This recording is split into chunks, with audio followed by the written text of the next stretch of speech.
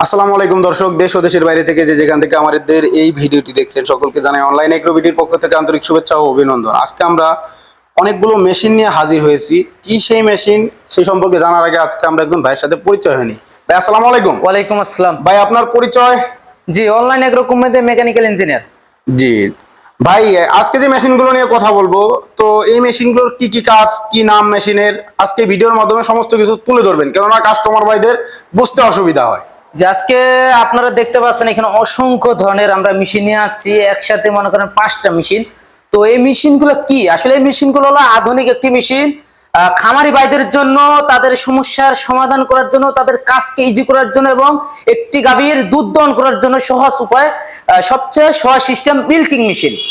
Milking machine মানে গরুর দুধ দহন করানো মেশিন। দুধ দহন করার মেশিন। তো দর্শক ভাই কিন্তু বলে দিছে যে এটা কিন্তু দুধ দহন করা মেশিন, আর এটার কি কি কাজ এখন সেই সম্পর্কে আমরা জানবো।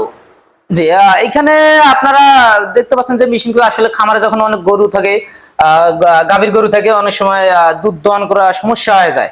হাত দিয়ে প্রচুর পরিমাণে সময় লাগে, লেবার পাওয়া যায় না, টাকা দিলেও লেবার আসে না।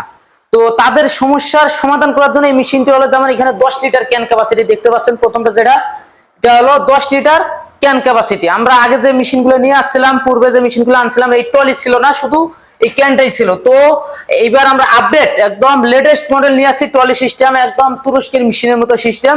যে কোনো জায়গায় খুব সহজেই ঠেলে নিতে পারবেন এই মেশিনটি। একসাথে 4টা বাট আছে এবং একটা গাভী একসাথে দহন করা সম্ভব এই মেশিন দিয়ে। ঘন্টায় 4 থেকে 5টা গাভী দহন করা সম্ভব।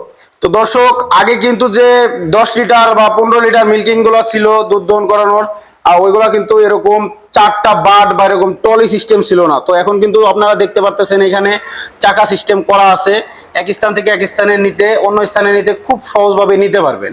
তো এটা 10 লিটারের কথা বললো, এটা চার্জার ও অ্যাডাপ্টার দুইটাই আছে, 3 থেকে 4টা গাভীর দুধ দহন করা যাবে ভাই বললো।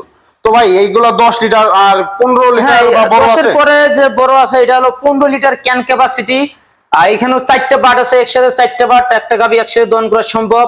এবং এই মেশিনের সবচেয়ে যেটা গুরুত্বপূর্ণ বিষয় এবং যেটা খুবই আকর্ষণীয় বিষয়, আপনার জানলে হয়তো বা চমকে যাবেন। তো সেই বিষয়টা হলো যে এই মেশিনে কোনো ধরনের রানিং কারেন্টের দরকার নাই, যে আমার গাভী দুধ দহন করবো, খাবারে কারেন্ট নাই, আমার বসে থাকতে হবে, এই ধরনের কোনো প্রবলেমে ফেস করতে হবে না এই মেশিনে। এই মেশিনে একবার চার্জার দিয়ে আপনার এই পাওয়ার অ্যাডাপ্টার চার্জ করে রাখলে 2.5 থেকে 3 ঘন্টা দুধ দহন করা সম্ভব, খুব সহজে ইজিলি হবে। আপনার বাসায় যদি কারেন্ট নাও থাকে, বা বাংলাদেশে বেশিরভাগ অঞ্চলে কারেন্ট সময় মতো থাকে না, চলে যায়, খামারে গাভী পড়ে থাকে, পরবর্তীতে দুধ নষ্ট হয়ে যায়, সেক্ষেত্রে তাদের সমস্যার সমাধানের জন্য আমরা এই মেশিনটা নিয়ে আসছি। কোনো ধরনের রানিং কারেন্টের দরকার নাই, রানিং বিদ্যুতের দরকার নাই। একবার চার্জ করে রাখলে আপনারা 3 থেকে 4 ঘন্টা চালাতে পারবেন অনায়াসে সুন্দরভাবে।